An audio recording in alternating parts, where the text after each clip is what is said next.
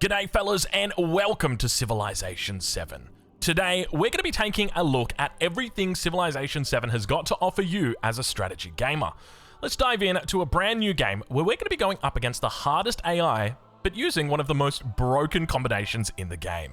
I'm going to start with a new game, and today I'm going to be using Charlemagne. Charlemagne gets bonuses to cavalry as well as to happiness, but if you're not in the mood to play Charlemagne, that's okay. There's other leaders that you can match and pair depending on how you're feeling. As an example, we could take a look at Confucius, who loves to grow cities big and specialize in specialists. Alternatively, you could look to feel a bit more patriotic and potentially play Benjamin Franklin, who also gets some science bonuses. But there's a whole bunch of different leaders, all with different bonuses and lots of different playstyles. So we'll go ahead with Charlemagne and we'll look at the civilization screen. Now, this is quite different from previous Civ games where the leader has been tied to the civilization itself. That's not the case here. You can mix and match whichever way you like. Now, this has been pretty controversial in the Civ scene, but in my opinion, I think this is amazing. This is great because I can play different types of games depending on how I want to play. I can pick Charlemagne and then play with Greece or play with Rome like it's suggested here, or I could go with the absolutely broken combo and play with Maurya, India. We'll talk more about this later, but all you need to know is that Charlemagne gets bonuses from cavalry. He enters a celebration, which is basically what happens when you get really, really happy, you go into a celebration. He gets 2 bonuses related to cavalry, related to celebration.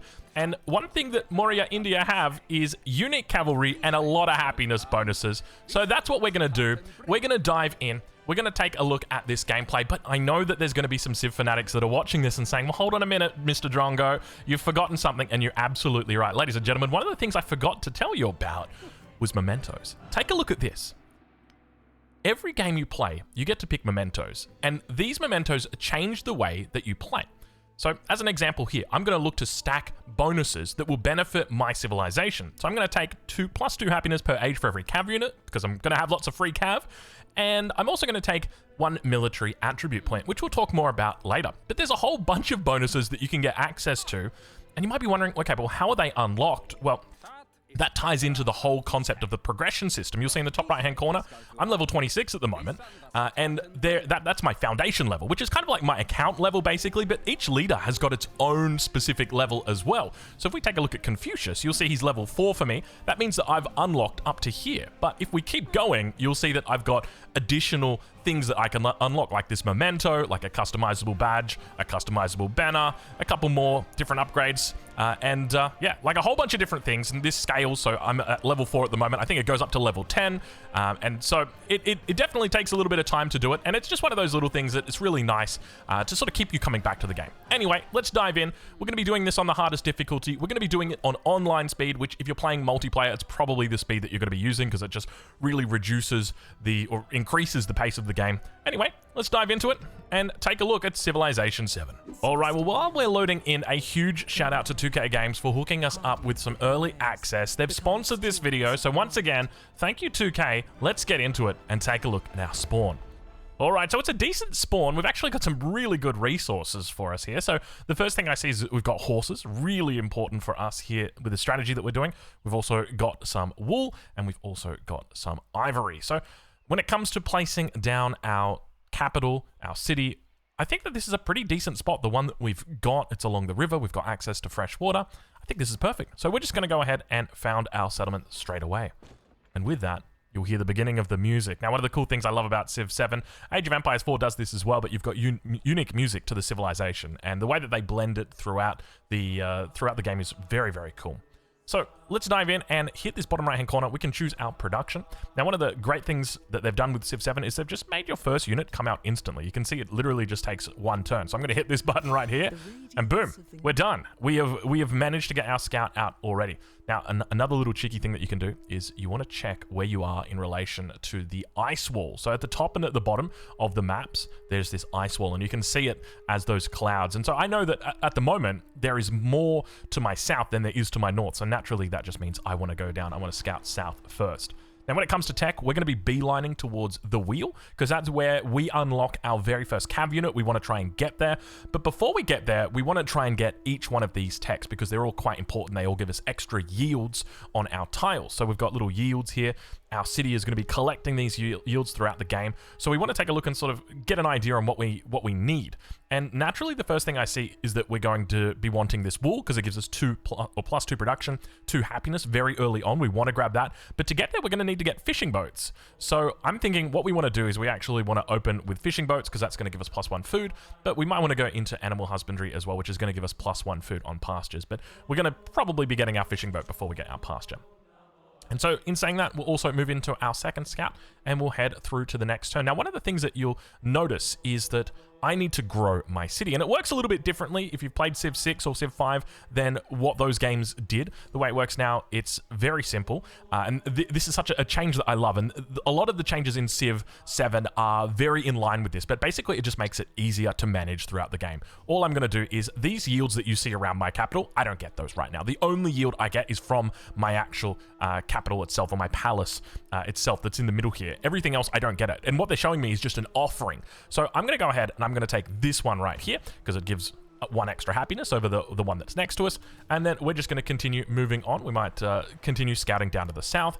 We're looking good so far. A lot of tropical biome that's happening here, a lot of vegetation. And one of the things that I'm going to do is I'm going to move my scout 1 tile, and then I'm going to take advantage of the scout's brand new ability that's in Civ 7. And it's this search ability. Now, there's 2 abilities. There's the lookout and there's the search ability. We're going to use the search. They're very similar. And what that's going to do is it's going to extend my vision, and it's also going to reveal any goodie huts that we may potentially see. So already, right here, and we get a notification that we've unlocked or seen a new continent. We can see this right here, an encampment. It is luxurious, and we're going to be looking to try and take that very, very soon. Let's shift on to the next turn. And we'll begin moving down towards it, and we can already see there is an enemy scout that's come out. Now, this is not an enemy scout in the sense of like a different civilization. This is like a city-state, basically. It's an independent organization of barbarians, and you can tell that because they've outlined it in red. Now, this guy can't actually attack me, so we're fine. But he will come scout out my town, and then we'll tell all of his buddies about it, and they'll come and attack my town. So I need to be very careful with how I manage that. And just keep that in mind. So we're going to move north here with our scout, and we're also going to grow our city. So what we're going to do is we're going to grow to the wool. And it's important to note that when we look at our city, we can see how many yields we're pulling up at the moment. And when we grow, this is going to increase those yields by 1 of each, and then we also get the extra 2 coming through from our wool. So this is quite a valuable resource to have in the early game. Other than that, we don't really have too many valuable early game resources around us. The main key here is that we just want to be expanding to tiles that have got good yields, and then eventually we'll pick up our horses once we start moving into cavalry. And I don't think we're going to be really looking for any early game wonders, but we'll take a look and see. We've got ourselves our first narrative choice here. This is something that you basically get an option in the early game. So the valleys are dotted with cloud-like shapes, swaying in unsettling patterns. A strange illness seems to be ravaging the local sheep flocks, and the shepherds are at a loss for what to do. So we can cull the whole flock, or we can just hope that the animals may recover in time. And there may be a worse outcome in the event that we go down this route and the animals don't recover in time. So what you're doing is essentially gambling. So we'll go ahead and we'll drop a granary down. Now, one thing to note with the granary, it's similar to Civ 6, except it's kind of like an entire tile that you're dropping down. So I'm not going to bore you here with too much of the mechanics of it. I'm just going to say, okay, which tile don't we want to have in the long term? Probably this one here. We want to try and prioritize our production a little bit more. So I'm going to drop the granary down in that position, and we'll continue moving on. Now, one thing to note is whenever we take these encampments, that's going to use both of our movement points. So we always want to move before we then go onto it. And we've got an option. Soldiers of court bandits masquerading as aristocrats. They claim they are no worse than those they imitate, but are stripped of their counterfeit attire nonetheless. Do we concede their point and get a little bit of extra happiness? Or do we take the production to our capital? We are producing a pretty important thing at the moment. It's a granary. But one thing to note is that there's nothing really that we're going to be unlocking in the event that we get access to sailing earlier. We're going to get it in 2 turns, right? And the granary finishes in 2 turns, so we might as well just wait. I don't really see a point in getting that production, even though it does technically carry over. But there is a risk that it carries over, and then we've only got 1 turn left, and we're kind of left in this awkward spot. So what we're going to do, we're just going to take the happiness here, even though I would almost always take the production. And we can see right here that indeed the ill sheep have died, so we are going to lose 50% gold. So that is a narrative event that triggers, and there's more than 1,000 different narrative events that can trigger throughout a Civ game now. So once again, we're out in the open here. I'm going to pop our search ability. The Western Summit, and we've spotted Mount Kilimanjaro. So this is a natural wonder, a little bit different from your world wonders, which are sort of what I was talking about earlier, where I was talking about the ivory. So this is a natural wonder, and you can see the yields on these tiles are absolutely crazy. Not only that, but sometimes they'll give you little bonuses as well. Like sometimes you'll get bonuses to your entire settlement. Like this settlement gives or gets an extra +2 culture off rough terrain. So here we're just going to beeline towards this encampment once again because we found something very nice. And we're going to move down here and we're going to use this ability once again. You can see it's a really, really nice ability to have. Just sort of gives you a little bit of extra vision. And have a look at this. We've met a new civilization. Ladies and gentlemen, it's Hatshepsut of Egypt. And I think that's what she's playing. It looks like that from her flag. So here we've got an option to choose how we want to greet her. Hostile, friendly, or just neutral. We always go friendly. We're playing on deity. It's important that we start off on a good footing because these guys are quite strong. Now, another thing to note, and this is something that is not quite obvious and something that I'll be covering in another video, probably not on this channel though. I'll tell you more about that towards the end of the video if you want to wait.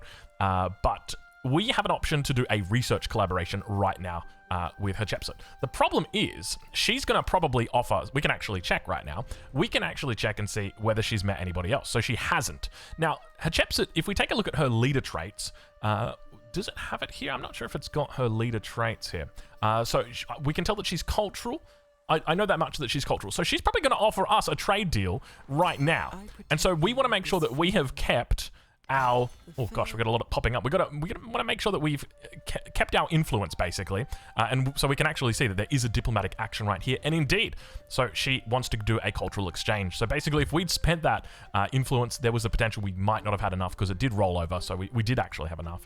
But what we'll do is we'll accept her influence offer, and that'll take us from 10 to 16 culture, which is insane, right? And then so I can then give her a research collaboration, and if she's got the influence for it, which she should, she can spend it to support that, and now we go from 10 up to 16. So basically, we've just 60%ed our science and our culture at turn 8, which is insane, right? And that's part of the reason why I think civilizations, or rather leaders that are focused around culture and science are going to be a lot stronger than civilizations or leaders that aren't. So anyway, let's dive into exactly what happened in that last turn. So we have got our science that is completed, or our technology that's completed. So we're going to dive into animal husbandry because we've already got our pasture that's down here. We'll also be diving into our next civic. Now, because we've unlocked chieftain, which is the first civic, you'll get access to new levels of civics that unlock subsequently, but you also get access to Civ Unique. I know, all right, there's a lot. Civ Unique civics. So every civilization's got different ones. So these aren't tied to your leader. So you could be Hatshepsut and then also be playing as the Maurya India, and you would have access to the same same civics behind this tree. So it's dependent on the civ that you pick, not your leader. But you get some crazy stuff in here. So anyway, we're not going to be diving into this just yet. And obviously, them being unique, they've got completely different bonuses. All of them, they're quite deep and will completely change the way that you play the game. But we're going to be going into mysticism here, looking for our early Pantheon. And we've got access to another growth event. Now, one thing to note is because we picked up that early fishing boat, we could think about dropping down another fishing boat here along the river. I don't really see any other tiles that are reasonable for us to go. We got a 2 food, one hammer actually. That's quite a nice one. So, 2 food, 1 hammer, and a happiness. So we'll go ahead. We'll take that one. Now, another thing that you might notice, you eyes may have picked this up.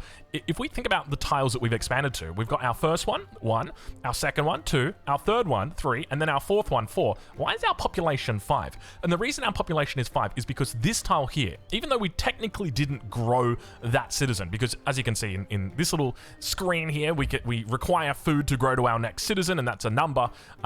This one we didn't actually pay for.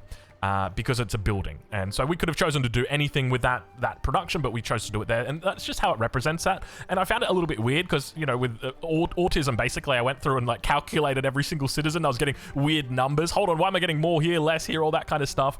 And that is the reason why. Now, we're going to be looking to put down our fishing. I'm going to say key. It's probably quay.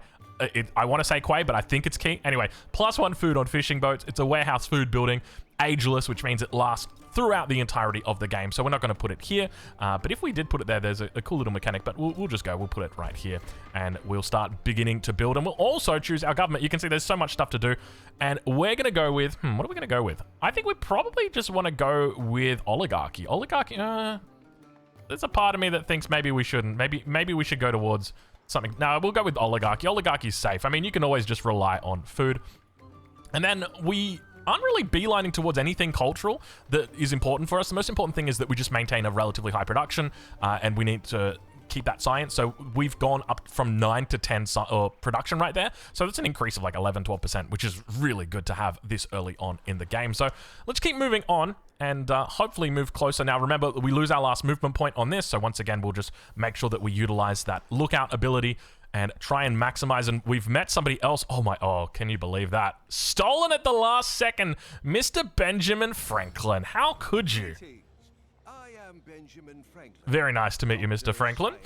So we don't have a whole lot of influence left, and this trickles into us every game. We've only got 10 left. So there's going to be a little bit of an awkward thing that happens right now. So I'm going to give him a friendly greeting, but the trouble is, because I previously offered Hatshepsut that extra research exchange or research collaboration, I now don't have influence if Benjamin Franklin was to offer me a similar deal. So if we take a look at Benjamin Franklin, you can see he hasn't met anybody else. It's only me. So it's almost guaranteed that he's going to send through that deal. And when he sends that deal through, I'm not going to have any influence to accept it, which means I'm not going to get the full reward that I could. And it's just one of those little things where it's like, when it comes to min-maxing, it's one of those important considerations, and you're really having a bit of an opportunity cost here associated with sending out these diplomatic requests early on. And I love that decision making that it sort of leaves to you as the player. So we've now got our first celebration. The way this works is happiness. The more happiness that you have and are generating, then that is slowly going to build up. And then eventually you will have a celebration, which is previously known as a golden age. So let's go ahead and do that. And I think we'll just go with, what are we doing? We're producing, we're making buildings. Do we have any more buildings that are in here? Not really. We've got that. And then in 2 turns, we do get access to animal husbandry, which gives us a saw pit. You know what? I think we might actually just do the buildings. Let's do it. Hopefully that doesn't push us over. And we get access to a new social policy. This happens every time you enter a golden age, you unlock a new social policy slot. So we're going to go ahead and do that. And we'll wait for our next technology. And another thing that we'll do, now, I'm sure there would have been 1 or 2 people, probably a couple thousand of you guys out there, that have seen this arrow over my portrait for the last 9 turns and have said, when are you going to click that, you absolute drongo? So I think now's a good time for us to click it. Let's go ahead and take you into the leader attribute screen, which is going to be absolutely overwhelming. So leader attributes, bit interesting, but I'll do my best to explain it succinctly. 6 different leader attributes: cultural, diplomatic, economic, expansionist, militaristic, scientific. You'll get bonuses throughout the game depending on what type of leader you are. So as an example, Benjamin Franklin, if I remember correctly, he's a scientific and a diplomatic leader, I want to say. Not 100% sure. But he'll get bonuses based on that. And so for us, our bonus isn't based on that. Our bonus is actually based on the early memento that we took. If we take a look here at this screen, you'll see that we did take that 1 military attribute point. So that's where that's coming from. So we'll be able now to pick our points. And just keep in mind, this screen is quite big. And each one's different. Each one offers you different bonuses that synergize differently with your civilizations.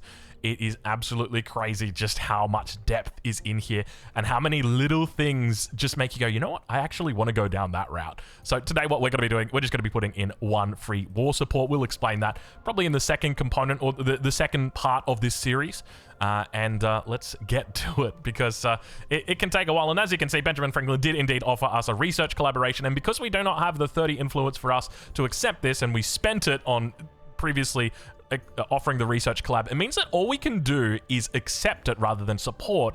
And that means that we're getting only 2 science per turn. So basically, we've missed out on 4 science per turn just because we didn't delay offering that. And we instead, you know, when we should have very much done that. So it's one of those little things that it comes back to bite you, because there can be games that you'll play where you don't meet a 3rd leader for a long time. And so you start stacking up the influence and you're like, okay, it's probably safe. And then, you know, you meet the 3rd and the 4th leader on the same turn. It's so typical, but it's just the way it is. All right, well, we've gotten ourselves into a decent position, but keep in mind, we've got some neutral outposts right here. We've got Chan Chan, so you can interact with this in a different way. You can befriend it, you can ask it to go and raid somebody else, or you can just leave it alone and come and take it out a little bit later on in the game, which is probably our plan here, because we're going to be looking to farm it to try and gather up some experience for our commanders. I know a whole lot of words in there for the Age of Empires crew that just, they're going to be looking at it and thinking, what the hell did you just say? All right, so we're going to grow our city once again. We're going to be growing out over onto our horses here. Absolutely loving it. and we are going to respond to our diplomatic action. What have we got? We've got another offer coming in. So Hatshepsut is cultural together with economic, and her two offers that she gives you an offer for coin or gold, and she gives you an offer for culture. So obviously we can't afford this one either. So we're going to have to deny it. We're now on to our next point. Now, pottery is an option, or masonry is an option. Normally, you just want to pick up pottery because it does give you the extra +1 food on plantation. So I don't think we've actually got any plantations at the moment. So it's not huge. But one thing to note is we do need to take advantage of our golden age, or our celebration rather. And we're going to do that by putting down buildings, and we're not going to have enough buildings to put down. This is only 2 turns. I think we've still got another 5 turns, or another 3 turns left. We want to try and maximize that bonus. So I'm going to go into pottery here, and then that should hopefully sync up with our building. We're going to put our saw pit down. Now, when it comes to putting down your buildings, you're going to be able to choose exactly where you want them to go. We're going to get a nice little bonus from putting it down here with our granary. So we're going to go ahead and opt towards that. This is called a quarters. When you put 2 buildings together, they are called a quarters. That's what it creates. And I really don't understand how they work just yet. And that's not because I don't understand it. It's just that I haven't investigated it enough yet. Because I think with Civilization, you'll see things on the surface, and that necessarily doesn't correlate to something actually being the way that it is. All right, so we're beginning to move our scouts out. We've unlocked another civic. It's going to be our mysticism one, so we'll change our policies. And we do have access to +2 gold in all settlements, but we'll leave that for now. But we will take a look at our new civic, and we'll move into discipline, which is going to unlock our army commander. So that's going to be important for us. That's going to be a big focus of our strategy, is getting into this nice and early and looking to try and do damage to the enemy. Another thing that we're going to be looking to do is try and secure this natural wonder. It's going to be really important because we know Benjamin Franklin is up towards the north somewhere. If I had to guess, I'd say he's further away than our Egyptian rival to the south. And then for our technologies, we'll move straight into masonry because we want to head up to the wheel. And now our pantheon. So fertility rites has gone. This one's always the first one to go. I suspect the wonders is gone as well. Yeah, monument to the gods is gone, which leaves us god of war, which is absolutely perfect in my mind for this strategy. We're looking to get 15% production towards training military units in cities with an altar, but I'll just scroll down for everybody who wants to see all of them. Feel free to pause it and take a look through these. They're all very cool, but one of the interesting distinctions between Civ 6 and Civ 7 is that you need an altar to actually get the bonus for the Pantheon. It's not just something that it's like, okay, everybody immediately gets, plus 15%. It's not how it works. So yeah, that's what we'll be confirming, or at least I'll be, hold on, let me confirm the right one. There we go. All right, so we've confirmed our Pantheon, and we're now going to drop down our brickyard instead, because we want that production. That's the important thing. We want the production, and we could look to exploit a cool little ability here. I'm thinking about whether we throw it down. We don't really have any tiles that are good enough for us to throw it. Okay, where do we put this? I'm thinking we probably want to put it here. Actually, this is a really good tile. This is a low quality tile. It's only 1 food, so we'll go and throw it down there. And we'll continue moving on with our scout. We also want to move away from the enemy position, even though there's a tent camp right there and it's very tempting to go and grab it. We're going to avoid that at all costs and continue moving, making sure we utilize this function. And look what we found. We found a cave. So to make sure I don't forget about it, I'm just going to do that. And then that should automatically move over towards that position. And we have another diplomatic action. We've got enough to accept. Let's take a look and see. Oh, that's not good. Benjamin Franklin has decreased, or has denounced us. Now, we've got 2 options here. Number 1 is that we just accept it and we don't spend any influence, or we cancel the diplomatic action. And basically, if a person tries to denounce you, it just cancels it out completely, but you have to pay 60 influence to do it. And I'm sure you've already seen, we've only got 50 influence, which means this denouncement is going to go through. It's basically us, think of like a schoolyard bully is happening right now, and we don't actually have, he's saying, you talking shit about me, and we don't have the have the tact to be able to get ourselves out of that problem. That's essentially what's happened here. So we'll have to do our best to try and rekindle that lost love a little bit sooner. But I can't help but feel, and this is one of those things where it's like, this is part of the reason why I love Civ 7. I can't help but feel that his decision to denounce us then was based upon the fact that we didn't take the earlier collaboration or the research collaboration with him, and that's only because we were greedy and went for the research collaboration earlier with Hatshepsut. Like, if you take a look at Hatshepsut right now, she's very happy with us.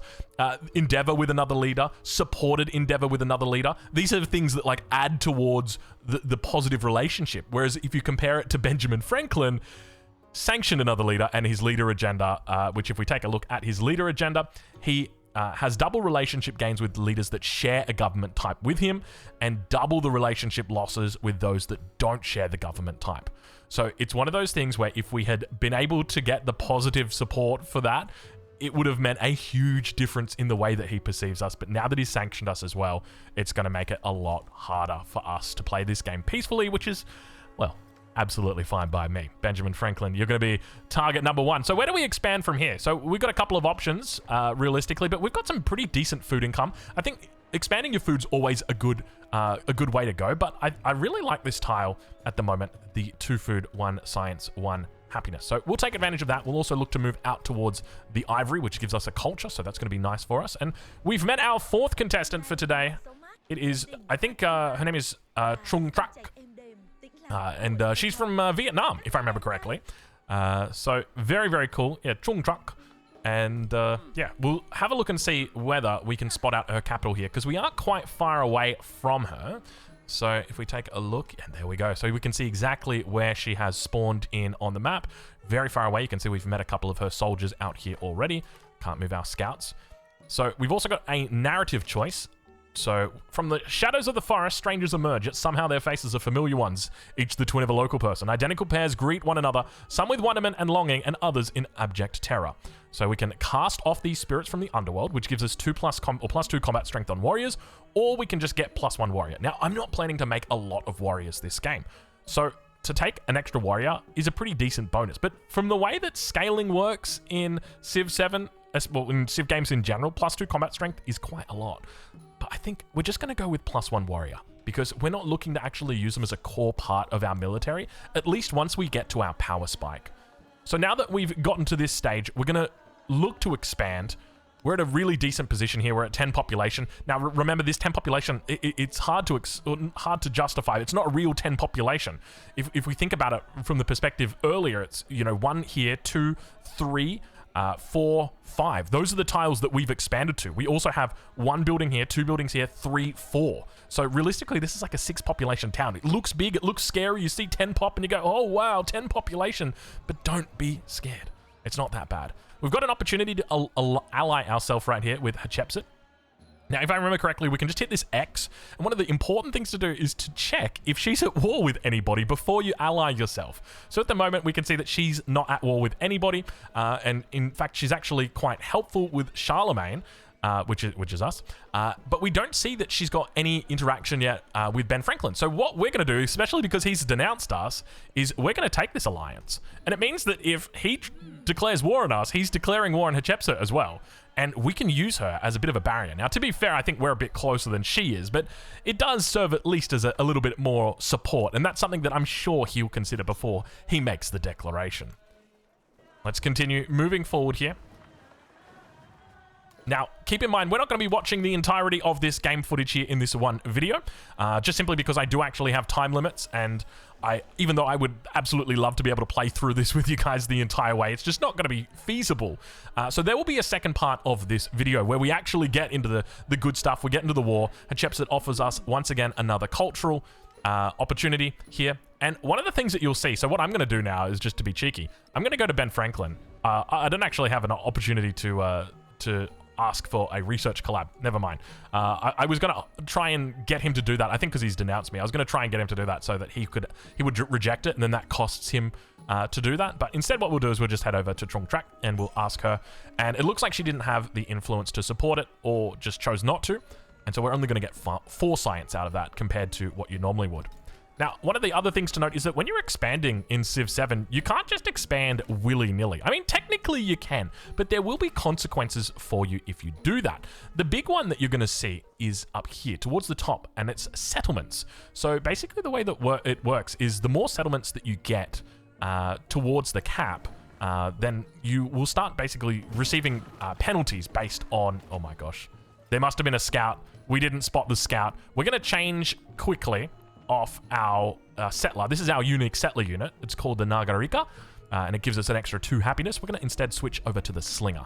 and we're going to withdraw from this position because it's in a bad position. And instead of going topside towards the north of Mount Kilimanjaro along this river, we're going to instead switch it up, and we're going to go towards the bottom side of Mount Kilimanjaro because there's still some good spots. So I can go in and take a look at the lens toggle for you here. And we can see all of the good spots. So the green basically means it's good. The yellow means, yeah, it's okay, but it's not great. And the red means, hey, you can't actually settle in this position. Don't even think about it. So we wouldn't be able to settle a city on the navigable river. It has been done before with Atlantis, but not today. We're not playing as Atlantis. And just to clear, just to make sure no one gets confused, there is no Atlantis in Civ 7. At least not yet. Who knows? Maybe the expansion packs are still a while away. All right, so with this Civic unlocked, can I just say, I love this quote. I think this is so great. Do nothing which is of no use. And I always sort of like look at this and I'm like, okay, but is playing video games of no use, or is there a use? And I'm like, no, you know what? It's actually useful, right? It's me time. It's time I get to spend decompressing, doing stuff. So I always justify that as a way, at least for myself, to say, you know what, I am doing something of use here. Get away from me, whoever you were with your quotes. We've also picked up another tech as well. So what we're going to be doing is we're going to be moving our slinger out towards this northern position. We're also going to be taking our army commander and moving him over here as well. And we're going to be slowly making our way here. So I think the best tile for this, we do have sheep, we've got gypsum, we've actually got, this is a beautiful little spawn that we've got. I think, where do we get growth from? There's nowhere really for us to grow here on this tile. So we're probably going to need to look for some early farms or something out here, just because we want to try and grow towards Kilimanjaro as quickly as we can. And to do that, we can just, you can just like, you know, raw dog it and just go straight for it, but it is going to be difficult. So we've got another option here for us. We can train a warrior and a slinger, we can build a library, or we can just take the gold. And we're always going to do one of these quests here. So train a warrior and a slinger. I think we could do that. I think that's definitely doable. So we'll go ahead and do that. And now that we've picked up masonry, we can now begin to think about heading towards the wheel, but you'll see that we can't actually get there 100%. There's another tech that's linked to it. It's irrigation. So we're going to have to click irrigation. We'll research irrigation. We could also potentially look at researching the mastery here. Now, we do already have 2 production buildings. We built our saw pit that's here, and we also have our brickyard that's here. So by picking up that mastery, it would give us an extra 2 production. But at the moment, my concern isn't so much production. Instead, it's science. So I'm racing towards this because I want to unlock the Pura Batera. I think it's called Pura Batera. Yeah, Pura Batera. I want to unlock the Pura Batera because it is our unique cavalry unit, and I want to take full advantage of it as quickly as I possibly can. And we'll take a look now at our civic tree. And I think at this point, we can probably head over to our unique Mauryan civilization civics, and we'll continue moving. Keep expanding and keep exploring. There's lots of things to do with X. And finally, we settle Mount Kilimanjaro. Beautiful little spot here for us. And let's take a look at where we can grow. So keep in mind, anything that I click out here isn't going to add to the tile, right? So I'm not going to get extra food from adding a farm onto this tile. I just simply get the yield that's there. I don't get any of these yields right now. So I could just expand straight here right now. I'm just going to do it. We're just going in. I'm going in. I just did it. All right.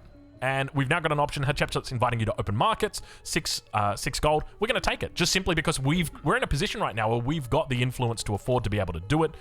So that's the way that we're going to be thinking about it. And we'll continue to move along. We want to go scout north towards Ben Franklin, see where he's up to, see what he's doing, because we're always sus of that guy. He is one feisty fella, we'll say that much. And then I think the final thing that we'll do before we finish this video is we'll look at options for our settlement location. So I don't see all the tiles that are in here, but this is something that is screaming to me. It's saying this is fertile lands, get in me. So that's what we're going to do. We're going to look to try and move down there. We do actually have enemy movement, so I'm instead going to move my slinger along here. We'll head down towards the south side, and our warrior is going to come down here, but we'll also make sure that we move our commander. Now, one of the cool little things that they've done, let's just make sure that we drop down our monument here. There's some decent tiles here for us. This is a nice tile. I really don't want to build a monument on this tile, but it does give us the extra culture, and that's the part where it's like, ooh, I don't know, man. It's kind of it's a difficult sell. I'll say that much, but we'll go for it. So yeah, one of the things that I really love about Civ 7, and this is where it sort of ties into how they've simplified a lot of the things. So as an example, they've simplified the the cities and the towns and the way that you control citizens in them. They've definitely made it a lot more complex, the actual mechanics of having a city and a town. I'll say that much. That is for sure. We do have one. Actually, we can't fire. We're on a hill. So yeah, I think that they've done well in that. But one of the cool things is that all of the experience that you gain throughout the game actually goes to your commanders instead of the unit. So if you lose a unit, it's not as impactful as what it was previously. And we've got ourselves, oh my lord, we've got ourselves another golden age. I think here we're probably going to want to take growth, just especially considering we've got this second town, or this first town rather, and we want to try and take as much advantage of it as we can. So we'll go ahead and do that. And this is a beautiful little spot. We've got a volcano that's nearby, which is always a little bit scary. So we'll have to try and squeeze it in. Let's move on to our next turn now. So I think, realistically, if we take a look at the green spots, these are going to be the best for us to settle on. But it's literally right under the volcano, so it's probably not a good idea. And technically, this is from this previous city. It's also a little bit inflammatory if we settle closer to Hatshepsut, which could be problematic for us in the long run. And while we do have a good relationship now, you can see that we've already got settled too close to another civilization's capital. And if we start sharing borders, that's going to even further inflame tensions. So I'm going to go ahead and do it anyway, because that's the kind of mood I'm in today. And we're going to continue taking advantage of Mount Kilimanjaro here, expanding out. And we could look at potentially throwing down a wonder at this point, or we could just get a couple more units out. We need to train a warrior and a slinger. That is in our journal to do. So we'll go ahead and we'll do that. And as you'll see here, I've got the army commander. I've also got the slinger. I'm going to fire at the slinger, and it's going to give us a little bit of experience that contributes towards the army commander. Are you ready to see something overwhelming? Come on, come with me. This is your army commander, and he progresses. As he gains experience, just like you do when you play Civ 7, he adds more and more bonuses depending on how you're playing. The most common one I go down is Assault. This one is incredible. It allows your units to move after they've been unpacked from the commander, another mechanic that we won't be able to explain today. It gives them a bonus damage for range units, or for infantry units, or for cavalry units, which is very important. It also gives them access to first strike, and of course, once you've completed what would you even call this? A tree. It then unlocks a commendation point, which you can spend on any one of these 5, and I'll show you my favorite one. It's this one right here. 5 combat strength for land units within the command radius. That's insane. It is insane, especially when you stack it with a bonus like +5 for when you're at full health, and +3 when you've got cavalry units. You're now talking about a +13 bonus. That's insane. Absolutely insane. Well, let's move on as we close out this video. If you've made it to the end of the video and you want to watch more Civilization 7 content, I'm going to leave a link in the description to my new channel that I've made just for Civ 7. There's already a couple videos on it, and they're starting to do pretty well. So I'd encourage you, go check it out. There's some good content in there, and educational and entertaining. So go dive over there and take a look. And so the channel's name is One More Turn. I've intentionally left it a little bit quiet because we want it to grow naturally. We're picking up a couple more things in here. We've got some warriors. Let's get out. Oh, we've got our option for our unique quarters. Instead, I think we'll just get out. Oh my god, a garden with +6 food? How can you say no to a +6 food garden? Oh, we got to. But I want to get the slinger. But I want to get the garden. But do I need the garden right now? How close are we to this? Wait, did we just get it? Hold on. Did we just finish the tech? Oh, no. We're okay. We're okay. We're not at the wheel just yet. We've got 12 turns until the wheel. Can we fit it in? Because we want to try and get both of these. Oh, my. This is the problem with Civ, man. There's just so many options. What do? I don't want to make a wrong turn. Anyway, folks, we're going to leave it there. Actually, no. You know what? No, I'm not leaving it here. Just one more turn. Just one more turn. Oh, gosh. You can see why I named the channel what I did. It is the classic case of Civ. I think we probably want to go for this one here just to get the extra healing on our Puribateras. And we're going to have to throw down the +6 food. We'll also have to reassign our city growth. Where are we going to send this? We're getting +6 food, so I think production makes the most sense, right? We do have a +3 production tile here. We'll take 3 production. Beautiful. Another leader attribute. It's going to be scientific. So we'll just chuck that one in. And we've got more units. Let's get these guys moving. And we've got another slinger. Let's fire that off. Actually, no, that's our commander. We'll just put him to sleep. Slinger can fire off. Almost get the kill. And I just want to get this last city down. That's the reason why I'm not doing it, because it's like, I really just want to secure this city. Boom. And do we look to try and... Can I reach that? 1, 2, 3. I can't reach the camels. So because I can't reach the camels, I don't see any value in expanding out here. Down towards this angle, we wouldn't deny her iron if we did take it, but she's not going to be able to take it unless she settles something over here. So I'm not going to go after that. I think we're just going to focus on growing our city strong. So we're just going to take the culture. And we're going to put the culture straight into the capital. Let's move it over right now. That's going to give us a little bit of extra culture. You can see we go from 7.6 or 7 to 7.6. Which is very nice. We've got ourselves a Diplo. Oh, yeah, love it. This is starting off to be a really strong game here. I think that we've got the potential to absolutely overwhelm the deity opponents that we've got in front of us. Anyway, folks, if you've enjoyed this video, please make sure you leave a like. If you're looking forward to Civ 7, make sure you go check out One More Turn. I'll leave a link down in the description. And once again, thank you very much to 2K for sponsoring this video. And hopefully you guys have enjoyed it.